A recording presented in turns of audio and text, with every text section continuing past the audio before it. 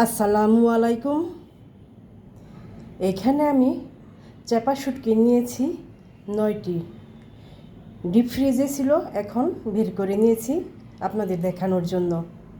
এখন আমি এই শুটকিগুলো ভালো করে ধুয়ে পরিষ্কার করে নেব।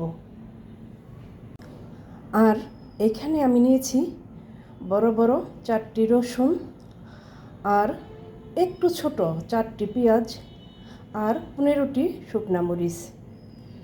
তো প্রথমেই আমি রসুনের খোসা ফেলে দিয়ে ধুয়ে পরিষ্কার করে ছোট ছোট করে কেটে নিয়েছি।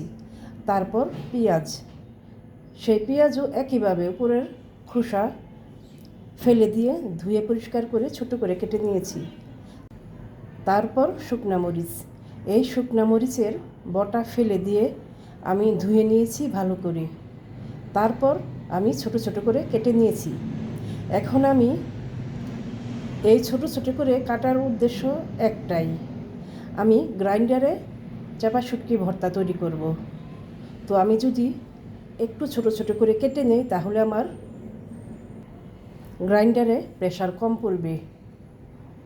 সেজন্য আমি এই টেকনিক খাটিয়েছি। আমি সমস্ত উপকরণ একসাথে ভালো করে বেশি করে সয়াবিন তেল দিয়ে ভেজে নিয়ে আসছি। এই দেখুন, আমি অনেকটা পরিমাণে সয়াবিন তেল দিয়েছি। তাহলে কি হয়, ভর্তাটা খেতে খুব মজা হয়। গরম গরম ভাত দিয়ে খেতে ভীষণ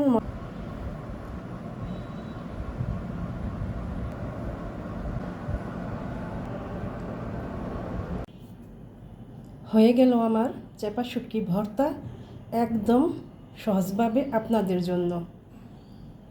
আমি যখন গ্রাইন্ডারে এই চাপা শুটকি ভর্তা তৈরি করেছি তখন কিন্তু লবণ দিয়ে দিয়েছি।